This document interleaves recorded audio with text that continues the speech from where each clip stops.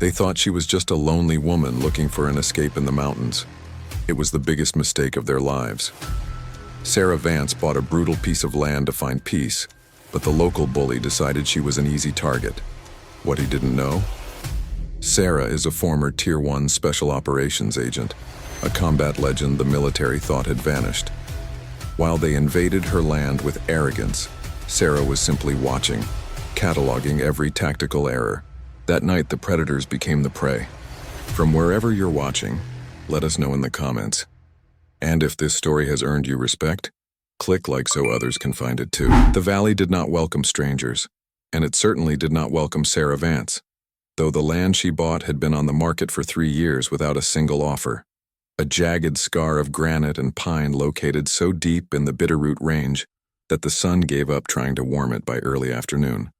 The realtor, a man named Miller who wore cheap cologne and a smile that didn't reach his eyes, had tried to talk her out of it, steering her toward the subdivisions near the highway where the homeowners' associations kept the lawns manicured and the neighbors watched each other through blinds. But Sarah had looked at him with eyes that were the color of stagnant water and simply pointed at the map, her finger resting on the coordinates of the Deadfall Ridge. She didn't speak much, which bothered Miller, because men like him relied on the nervous chatter of others to fill the voids in their own competence, and Sarah Vance had no voids to fill. She signed the papers in cash, a stack of bills that smelled of old safes and discipline, and she moved in on a Tuesday in late October, just as the first frost was turning the aspen leaves into brittle skeletons. To the town of Clearwater, nestled 15 miles down the Switchback Road, she was an anomaly, a woman in her late 40s who drove a 10-year-old truck that ran with the quiet hum of perfect maintenance, who bought supplies in bulk, rice, beans, canned goods, and surprising amounts of high-grade gun oil, and who never not once asked for help. They decided quickly, in the diner booths and the hardware store aisles, that she was running from something, perhaps a bad divorce or a city life that had chewed her up, and this assumption gave them a sense of superiority that they wore like a warm coat. They looked at her flannel shirts and her work boots and saw a spinster playing at survival. They did not see the calluses on her hands that came from recoil management, nor did they notice that when she entered a room, she instinctively checked the exits and the sightlines before she even looked at the prices on the shelf. Sarah was not hiding from the world. She was resting from it. For 20 years, she had been a ghost for a government agency that officially did not employ her, a precision asset deployed to the corners of the globe, where the rules of war were just suggestions and where her survival depended on her ability to remain unseen, unheard, and unfelt until the moment she chose to change history with a single trigger pull. She had retired not because she was slow, but because she was tired of the noise, of the politicians who shifted the lines she was asked to hold, and of the profound loneliness that came from being the smartest person in a room full of people who thought you were just a tool. She wanted the silence of the mountains because the mountains were honest. If you slipped, you fell, and gravity didn't care about your rank or your excuses. The trouble began, as it often does in places where men confuse isolation with ownership, with a man named Harlan Graves. Graves was a developer, a local kingpin who had inherited his father's construction business and his grandfather's sense of entitlement, and he had looked at Deadfall Ridge for years, imagining a luxury hunting lodge where wealthy clients could shoot elk from heated blinds while drinking scotch that cost more than a teacher's salary. When he found out that the city woman had bought his dream out from under him, his ego took a hit that festered into a dangerous kind of malice. He didn't confront her directly at first. He was a bully, and bullies prefer to test the waters. It started with the noise. Sarah would be sitting on her porch wrapped in a blanket, watching the way the wind moved through the tops of the ponderosa pines, trying to decompress her nervous system from 2 decades of hypervigilance when the sound of engines would tear through the valley. Graves and his cronies, men who peaked in high school and were now holding on to their youth with loud trucks and louder opinions, would drive their snowmobiles and ATVs right up to her property line, revving the engines, shouting insults that the wind carried up to her cabin. They called her a hermit, a witch, a waste of space. Sarah didn't react. She didn't call the police. She didn't yell back. She simply sat there drinking her coffee black, observing them through the high-powered spotting scope she kept set up in her living room. She wasn't ignoring them. She was building a dossier. She noted their faces, the license plate numbers, the patterns of their aggression. She saw that Graves favored his left leg when he walked, suggesting an old injury. She saw that the man with the red beard had poor trigger discipline with the pistol he waved around. She saw that they were drunk by noon. To them, her silence was submission. To Sarah, it was the gathering of intelligence. She knew that in the world she came from, you never engage an enemy until you have defined the battlefield, and she was still defining it. The escalation was inevitable because weakness, or the perception of it, acts like a pheromone to predators. One morning in November, Sarah woke up to find her front gate ripped off its hinges, the heavy steel twisted by a chain and a truck bumper. A dead coyote had been nailed to the fence post, a crude warning that was meant to terrify her. Sarah stood in the freezing morning air, her breath clouding in front of her face, and looked at the carcass. Most people would have felt revulsion or fear. Sarah felt a cold, hard clarity. She walked back to the cabin, her boots crunching softly on the gravel, and went to the heavy safe bolted to the floor of her basement. She spun the dial with fingers that didn't tremble, the tumblers clicking into place with a sound like a clock counting down. Inside were the tools of her former trade, the things she had hoped to never use again but had kept because hope is not a strategy.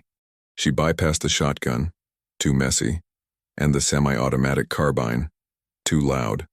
She reached for the back of the safe and pulled out a long, heavy case. Inside, nestled in custom-cut foam, was a bolt-action rifle that looked like a piece of industrial art. It was a custom build, chambered in a caliber designed to fly flat and hit hard at distances that most people couldn't even see. She spent the next hour cleaning it, the smell of solvent filling the small kitchen, a familiar perfume that brought back memories of rooftops in Damascus and valleys in the Hindu Kush. She checked the optics, verifying the zero, her hands moving with a muscle memory that was older than her retirement. She wasn't planning a war. She was planning a correction. She spent the rest of the day walking the perimeter of her land, not to fix the fence, but to map the firing lanes. She identified the choke points where a vehicle would have to slow down, the ridges that offered cover, the way the wind swirled in the ravine. She was turning her home into a kill box, not because she wanted to kill, but because she knew that the only language men like Graves understood was the language of absolute overwhelming capability. They came back 3 days later. It was dusk, the light failing, the mountains turning a deep, bruised purple. Sarah was waiting. She was positioned on a rocky outcrop 300 yards from the main gate, lying prone on a shooting mat, her body covered by a thermal blanket that broke up her heat signature. Through the scope, the world was bright and clear. She saw Graves's truck, a lifted monstrosity with blinding light bars leading a convoy of 3 vehicles. They weren't just driving by this time, they were coming in. They drove over the broken gate, laughing, crushing the saplings she had planted in the spring. Graves leaned out the window, a beer bottle in his hand, shouting something about eviction. Sarah adjusted the turret on her scope. 2 clicks left. 1 click up. The wind was coming from the west at 5 miles per hour, a negligible drift for a shooter of her caliber. She settled the crosshairs not on Graves, but on the engine block of his truck. She breathed in, a slow, deep intake of air that expanded her diaphragm, and then she let it out, finding the natural pause at the bottom of the exhale. Her heart rate was 45 beats per minute. She squeezed the trigger. The rifle coughed, a suppressed sound that was swallowed by the vastness of the valley. Down below, the front of Graves's truck erupted. The bullet, a solid copper solid designed to punch through barriers, smashed through the grill, cracked the engine block and severed the main coolant line. Steam exploded into the air, a white geyser that blinded the driver. The truck lurched and died instantly. Silence followed the hiss of the steam. The laughter stopped. The men in the other trucks slammed on their brakes, confused, looking around for the source of the damage. They thought the engine had just blown. Then Sarah worked the bolt. The sound was a smooth, mechanical snick-snick. She shifted her aim. The second shot took out the front tire of the second truck. The vehicle slumped violently to the left, the rim grinding into the dirt. Now panic set in. This wasn't mechanical failure. This was an attack.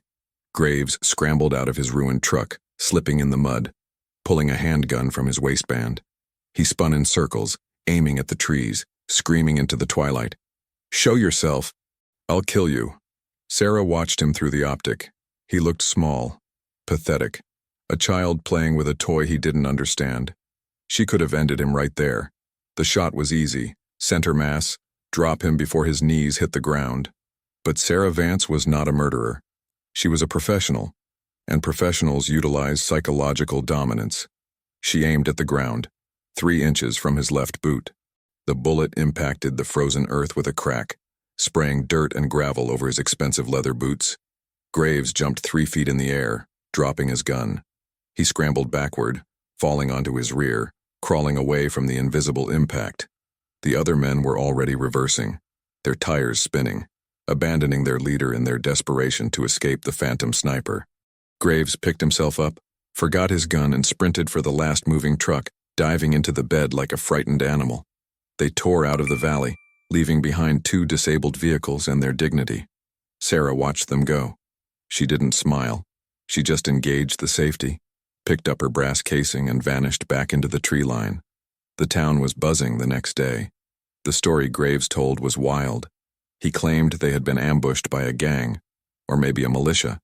But the sheriff, a man who had been weary of Graves's antics for years but lacked the spine to stop him, went up to the property to investigate the abandoned trucks. What he found chilled him. He saw the precision of the shots. 1 round to the block, 1 round to the tire, 1 round into the dirt, perfectly placed to warn without wounding. He knew enough about guns to know that this wasn't a gang.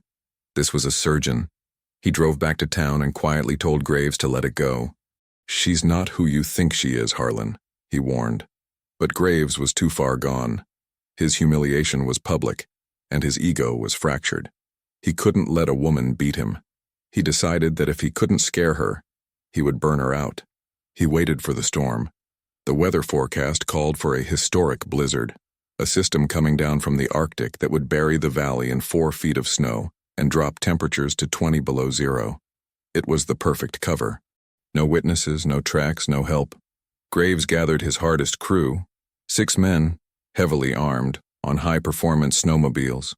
They planned to hit the cabin at midnight, torch it, and leave Sarah to the elements. They thought the storm was their ally. They didn't realize that for Sarah Vance the storm was a force multiplier. Sarah had been tracking the barometer all day. She felt the pressure drop in her joints. She saw the way the birds went silent hours before the first flake fell. She knew they were coming. It was the only tactical move left for a man like Graves, an overwhelming strike under cover of chaos. So she prepared. She didn't board up the windows. That would limit her visibility. Instead, she darkened the cabin completely, turning it into a black void. She dressed in her full winter kit, white over-whites that blended perfectly with the snow, heated liners, tactical gloves that allowed for dexterity in the freeze. She gathered her gear, night vision goggles, infrared strobes, trip flares. She left the warmth of the cabin and moved out into the storm. She wouldn't defend the house from the inside.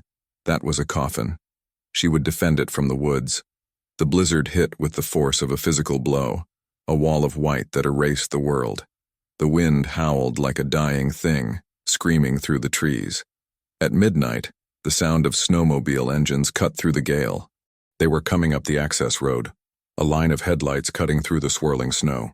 Sarah was perched in a tree stand she had built months ago, 20 feet up a massive pine, invisible to the naked eye. She watched them on thermal imaging. They were glowing red ghosts in a world of blue and black. They stopped at the gate, dismounting, pulling gas cans and rifles from their sleds. They were shouting to be heard over the wind, confident, angry. Sarah touched the remote detonator in her hand. She had rigged a series of flashbangs along the perimeter fence, non-lethal, but disorienting. She waited until they were clustered together, struggling with the lock. She pressed the button. Boom, boom, boom. 3 blinding flashes of magnesium light erupted in the darkness, followed by concussive blasts that shook the snow from the trees.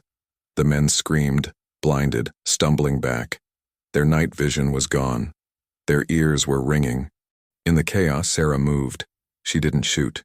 She engaged in psychological dismantling. She had set up speakers in the woods, wired to a remote system. She triggered a sound loop, the distinct, terrifying rack of a shotgun slide, amplified and echoing from 3 different directions.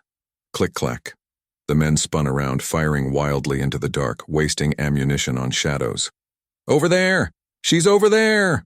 one shouted.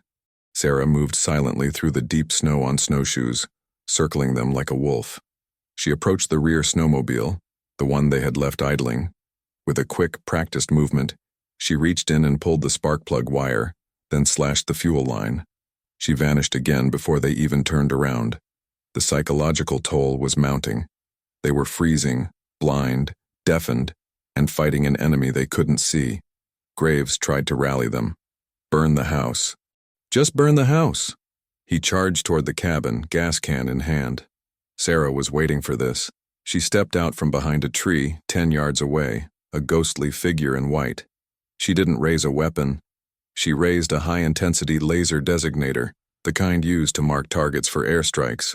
A beam of blinding green light hit Graves directly in the eyes. He froze, terrified. In his mind, a laser meant a sniper, and a sniper meant death. "Drop it," Sarah's voice came out of the darkness, amplified by a tactical loudspeaker she wore on her vest. It sounded like the voice of God, calm, detached, immense. "Drop it, or you will never walk again." Graves dropped the can. He fell to his knees in the snow, broken. The other men, seeing their leader submit to a voice in the storm, lost all will to fight. They threw down their weapons. They huddled together, shivering, defeated not by bullets but by the sheer terror of the unknown. Sarah didn't approach them. She let them sit there in the cold for 10 minutes, letting the reality of their situation sink in. They were miles from town, in a blizzard with disabled machines at the mercy of a woman they had called weak. Then, the lights appeared. Not truck headlights, but the searing blue-white beams of a tactical searchlight from above. The thump-thump-thump of a rotor beat against the wind. A Black Hawk helicopter equipped for heavy weather operations descended into the meadow, blowing a vortex of snow around the huddled men. It was impossible. Helicopters didn't fly in this weather. But this wasn't a civilian medevac. This was the 160th Special Operations Aviation Regiment, the Night Stalkers, the best pilots on Earth. They touched down with surgical precision. A team of operators in full winter combat gear stormed off the ramp, weapons raised, moving with a fluidity that made Graves' men look like clumsy toddlers. They secured the intruders in seconds, zip-tying their hands, forcing them face down into the snow. Graves, weeping with cold and fear, looked up, expecting to be arrested. Instead, he saw the team leader, a massive figure in multicam alpine gear, walk past him as if he were garbage. The team leader scanned the tree line. Sarah stepped out of the shadows, lowering her hood. She looked small against the backdrop of the massive machine and the armored men, but she radiated a power that was palpable. The team leader stopped 6 feet from her. He didn't shout orders. He didn't ask for ID. He snapped to attention. His hand rose in a slow, crisp salute. It was a gesture of profound, unadulterated respect. The other operators, seeing her, followed suit, lowering their weapons and saluting the woman in the flannel shirt. Graves watched, his mouth open, his mind unable to process what he was seeing. The military didn't salute civilians. They didn't fly into blizzards for crazy cat ladies. "Ma'am," the team leader said, his voice cutting through the wind. "General Hurst sends his regards. We picked up a distress anomaly on the satellite thermal. We thought you might need an extraction." Sarah looked at him, her face impassive. She looked at the huddled, shivering men who had tormented her for weeks. She looked at the helicopter, a reminder of the life she had left behind. "I appreciate the ride, Sergeant Major," she said, her voice steady. "But I don't need extraction. I just needed the trash taken out." The Sergeant Major grinned, a flash of white teeth in a bearded face. "Understood. We'll hand these gentlemen over to the state police at the landing zone. I don't think they'll be bothering you again." He turned to Graves, his expression hardening into stone. "You have no idea," he whispered, leaning down so only Graves could hear, "how close you came to disappearing. You didn't walk into a woman's house, you walked into a tiger's den. You should thank God she's a merciful woman, because if it were me, they'd never find your bodies." Graves was loaded onto the bird, sobbing. The intruders were hauled away, broken men who would spend the rest of their lives looking over their shoulders. The helicopter lifted off, the downwash kicking up a final cloud of snow, and then it was gone, fading into the storm. Sarah stood alone in the meadow. The silence returned, heavy and sweet.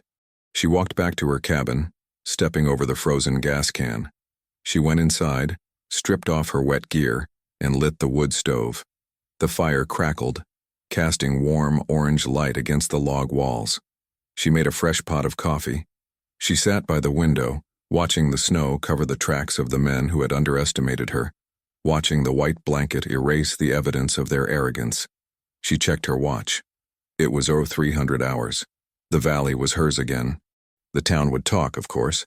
They would whisper about the black helicopter and the men who came back from the mountain shaking and silent, refusing to speak of what they had seen. But no one would ever cross her fence line again. The butterfly tattoo on her arm, the ink that marked the coordinates of a valley in Afghanistan where she had saved 40 men from an ambush, felt warm against her skin. She wasn't the supply clerk they thought she was. She wasn't the spinster. She was the storm. And finally she was seen, not for her noise but for her silence. She took a sip of the coffee, felt the warmth spread through her chest, and for the first time in years she slept without a pistol under her pillow. The wind howled outside, a lullaby for the lethal.